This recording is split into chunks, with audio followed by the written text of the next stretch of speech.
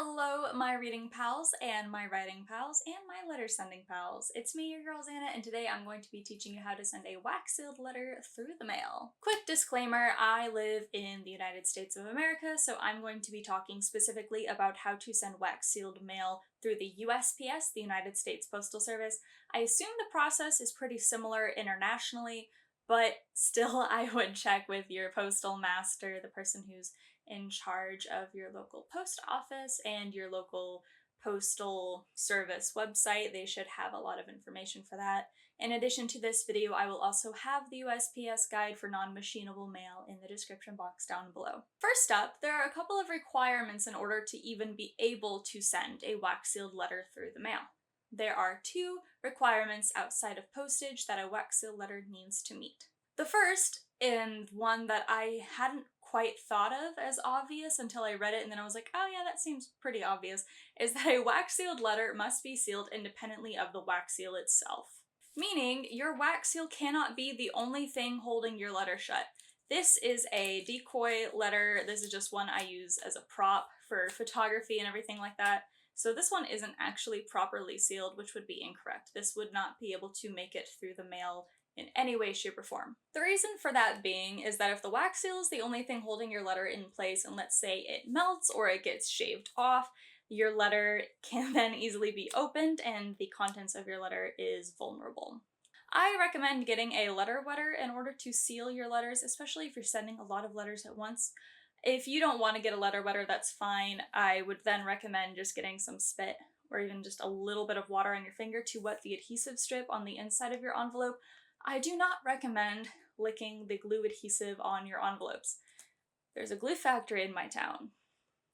I hear about the things that happen in the glue vats, specifically also glue vats for envelopes. Please, please, please, do not lick the adhesive strip on the inside of your envelopes. They're not food safe. They're not meant to go anywhere near your mouth. Don't do it. I typically just put it on the envelope strip, close it, seal it down with the bottom of this so that I don't get my fingers all sticky while I am doing the rest of my envelope work.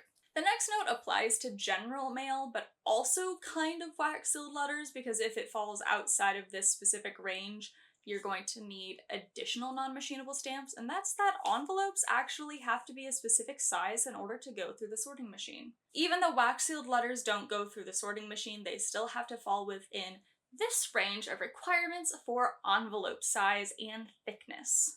That's just because that's how the sorting machine works, so as you probably noticed from those size requirements, you can only send rectangular mail through the USPS without requiring additional postage. So back in 2021, I made a very similar guide to this one, and by similar, I mean I made the exact same guide, I'm just making an updated version now with all of the new information that I have gathered about sending wax-sealed letters.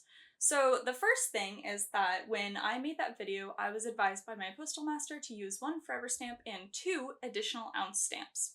And while that is still a very legitimate way to send wax-sealed letters to the mail, there's actually an easier way to do it now. It also existed back when I was first sending letters, but my post office never had any, and that is the non-machinable stamp. The non-machinable stamp does exactly what it says. It tells the United States Postal Service workers that this letter right here cannot go through the sorting machine and has to be what is referred to as hand-cancelled. This stamp will sometimes also be referred to as the hand-canceling stamp, which just means that the postal worker has to go in and put in all the information by hand. The reason for this is that the wax seal on your letter, if it went through the sorting machine, not only would it get kind of shaved up, it's that the wax itself could gunk up the sorting machine, could cause issues for that specific location, post office as a whole, and we don't want to do that. We do not want to inconvenience the postal workers because it is amazing that we can still send wax sealed letters. They are so pretty and so much fun, and we should not want to break their expensive, nice machines. So then if you can still send a wax-sealed letter with a forever stamp and 2 additional ounce stamps, what's the purpose of the hand-canceling stamp? The purpose is that this stamp costs exactly $1.19. And as of 2024, that is the exact cost you need in postage in order to do a non-machinable letter. Like I said, you can reach that $1.19 status with a combination of different stamps. In fact, I have a nifty little chart I'll put right here, and I'll leave that up for a couple of moments as I talk through this, but the non-machinable stamp, like I said, equals $1.19, which means that you need $1.19 in 2024 in order to send a wax-sealed letter through the mail. There are a couple of different stamp types for the United States Postal Service. The main two ones that you're going to want to look into if they don't have non-machinable stamps, they being your local post office, is the additional postage stamp and the additional ounceage stamp. Additional ounce stamp, not ounceage. I don't think ounceage is I don't think ounceage is a word.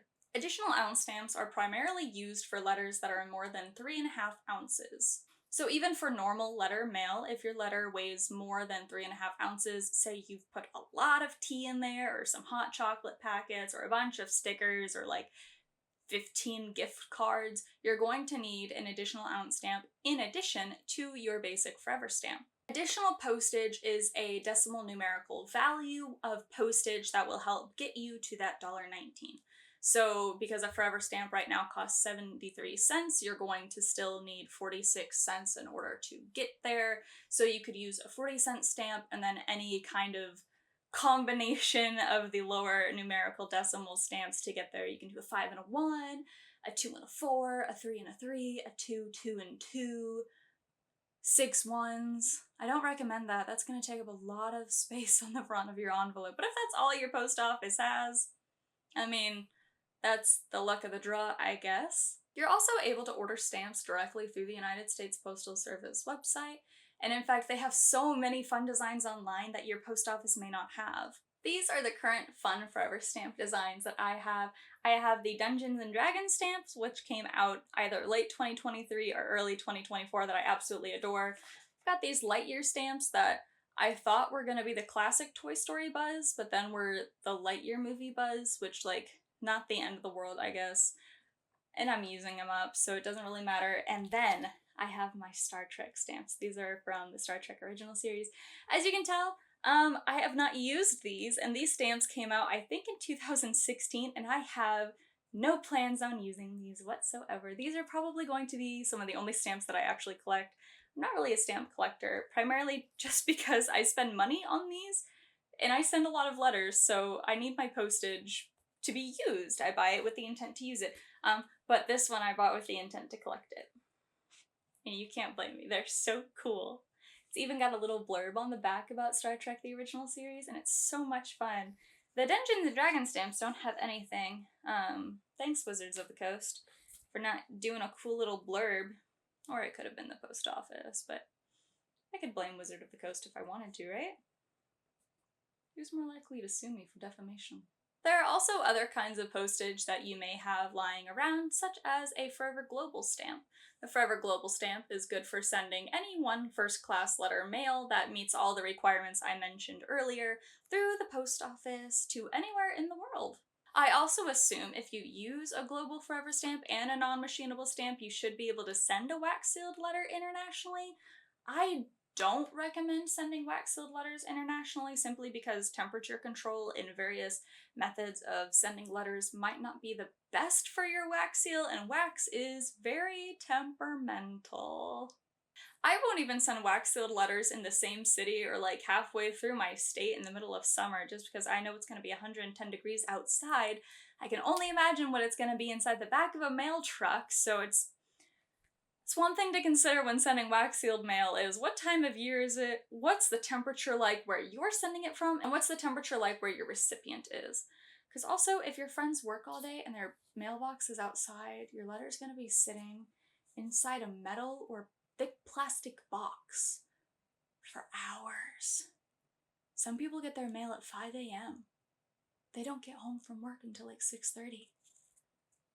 That's a long time for a wax seal to be sitting in a mailbox. But sometimes I send wax-sealed letters in the summer, and they're totally fine. I love sending wax-sealed letters so much. It is so much fun for me because, again, like I said, I don't have very good handwriting. My handwriting's okay, but I can't do like a lot of really pretty decorative things because of the arthritis in my hands. I'm lucky that I make it through writing a couple of letters in one go before my hands kind of start to give out. So washi tape and wax seals are the way I make up for the lack of other prettiness in my cards. If you want any more lettering content from me, do let me know in a comment down below and I will continue to make content like this. I think lettering is a lot of fun. It's probably my biggest hobby outside of writing, which is what I do for work. Feel free to follow me on all of my social medias. I am on Instagram and TikTok at XannasBooks. I'm probably also still live on Twitter or X, but I don't even have that installed on my phone anymore. I'm also on Threads, but I also just have my Instagram posts set to go to Threads if they're under the word count for that. I'm also on Facebook, but also all my Instagram posts just go to Facebook. But I mean, I interact there. I'm there. I'm just not. Instagram and TikTok are primarily where I am, and Discord. And here now. I am happy to be back on YouTube.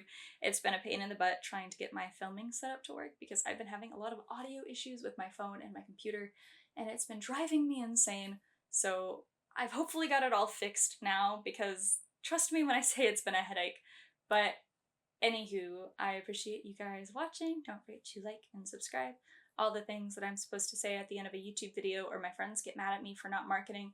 Here's my debut novel, Down with the Prince. I'm wearing the merch for it right here. It's character art trio sweatshirt.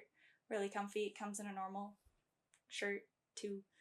Links for those down below on the Nightshade website. I don't like pushing marketing, so bye!